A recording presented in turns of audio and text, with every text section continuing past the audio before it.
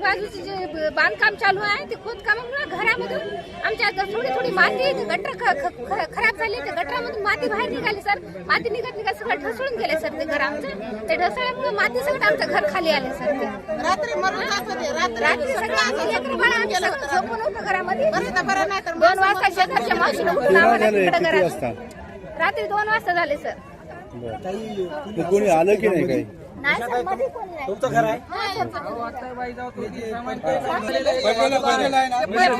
काय काय होतं घरात? काय काय होतं सर? त्याच्यामध्ये सगळं सामान आहे. गिलास, वाटी, तांब्या, 2 गॅस, माझ्या गळ्यातलं मंगळसूत्र, गळ्यातली साखळी, झुमकी, चेन, सोन्याचं सगळं एका डब्यामध्ये, राशनच्या डब्यामध्ये आहे सर.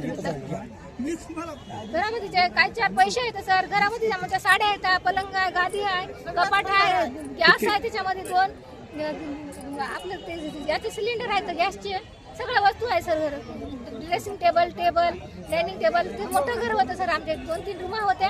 किचन मोठा होता, गॅस सिलेंडर सगळं मध्ये एकाचा जमा आहे सर. किती लोकांचे घरे पडले तुमच्यासोबत?